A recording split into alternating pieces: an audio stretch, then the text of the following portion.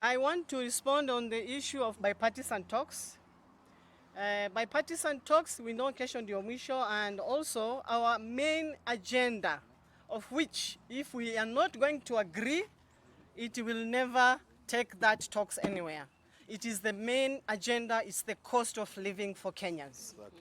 If the cost of living for Kenyans would not go down, that bipartisan talks will never go anywhere.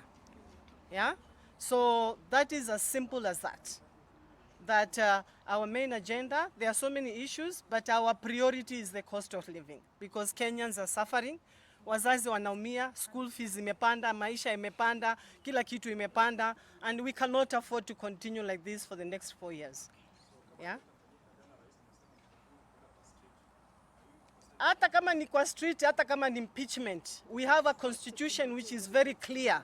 It gives the mwananchi the powers to do whatever they can do to ensure that their lives is in control and the powers. Yeah? Kama ni street, kama ni impeachment, tutaenda. We have 4 years. We can't afford to continue suffering for the next 4 years. For 1 year, we have had enough. We cannot continue like that. Yeah? Thank you. Santa. Leadership. And actually, us as Maasais from Narok, we are also thirsty for good leadership. Just as my colleagues have said, we have a Kibaki in Kalonzo Musyoka. And we have seen that he's a trustable man. His Excellency Kalonzo Musyoka can take us to a better place.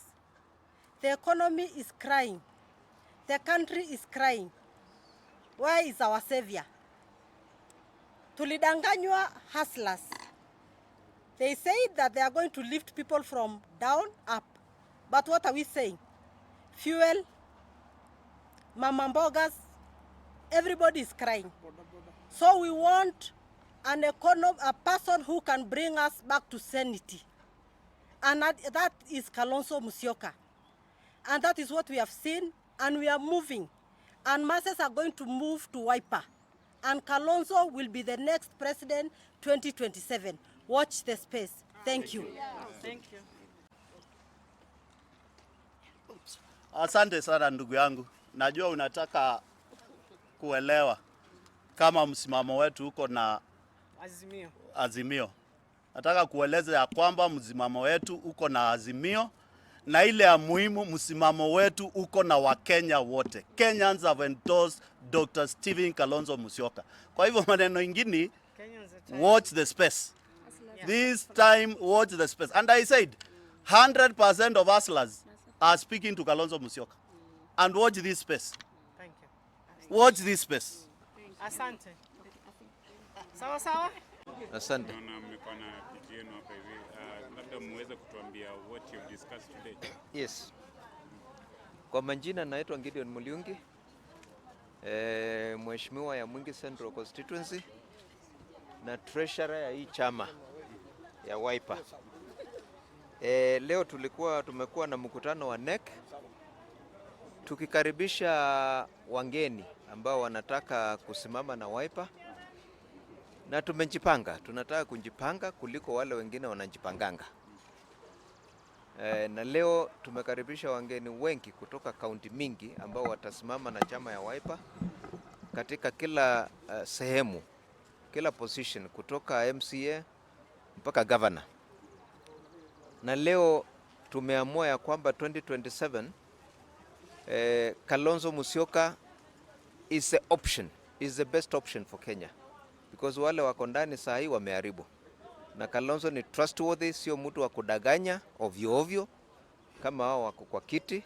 Na leo meli ya Wiper imenoa nanga na tunaelekea 2027, na hakuna stage ya kusimama, tunaenda mbio mbio express mpaka 2027. Asante. Is really pointing out at massive registration by Wiper so that as many people as possible can join Wiper and can register to be Wiper members. We have our number *509#, and after that you are guided how to fill in to become a member. We are going to do membership drive in the country, and we are going to have people elected in the whole country as members of Wiper leadership in the Wiper party. We are part of the coalition of Azimio. We are in discussion with our partners, and we are going to work together with our partners. But most important, Kenyans, and especially the young Kenyans, are very anxious as to what is the future of Kenya. I'm very happy a lot of young people are interested in Wiper, are interested in leadership. Honorable Muliungi and myself and Honorable Mbilo started leadership when we were young. 2007. And therefore we want to encourage a lot of young people to join political party politics so that they can also be elected and they can take charge of their country. We have also to encourage young people to register as voters once IBC is established, and also to register as Kenyans before the identity card becomes expensive. So that if you have turned 18, you need to participate. But most important, cost of living must come down. If Kenyans are tired, the so-called G2G we have discovered is more expensive than the world market for oil because of commissions, budgeted corruption, skewed corruption, and a few people making themselves rich and leaving many Kenyans suffering. So I really want to call upon all young people to wake up and take charge of their country. They are 72%, they can decide and make sure that the leadership of this country is in the right hands. And maybe... It's just an excuse. When President Kibaki came to power, he did not blame President Moi for anything. He went on. The first 100 days there was a change. In fact, upon his election, the shilling gained against the dollar. The biggest problem in Kenya is corruption.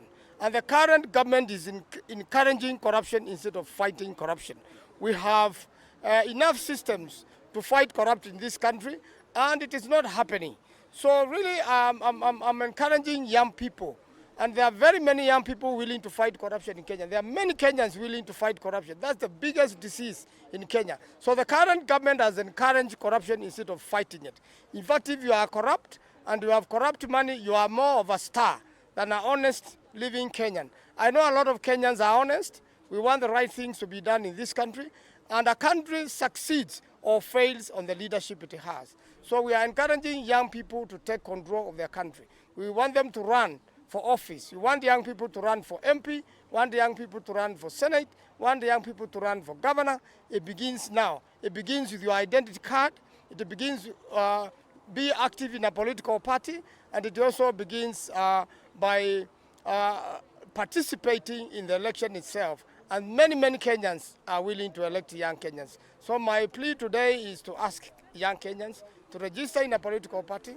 The Wiper registration is star 509 #, and then you are guided. So we'll be going back around, we'll be going to the grassroots. We'll go to all areas. We'll drive registration campaigns, and after that we'll conduct party elections. Threat issued by the leader of majority in Senate, Honorable Cheriot, that they are dying with the levies and the taxes on housing. This housing thing is a fallacy.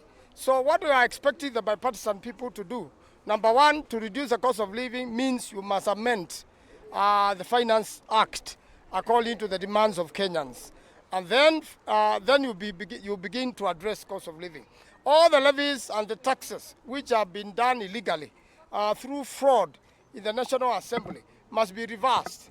Otherwise, that tough talk that you must do housing for, to Kenyans by force and without consulting them is really ridiculous.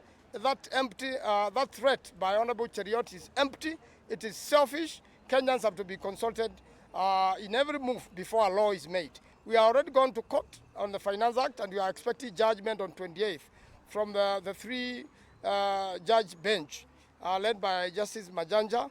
And Kenyans are expecting a lot that the finance bill has to be revisited, adjusted, so that Kenyans can bear the cost of living. When you increase taxes and you increase the cost of living, you kill small businesses, money stops circulating.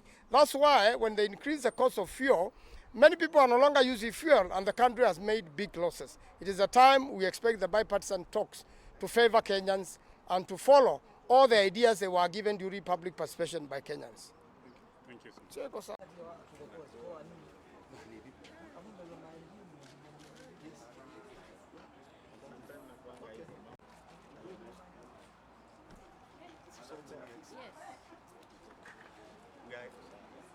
Kesho ni final. Yes. Kweli.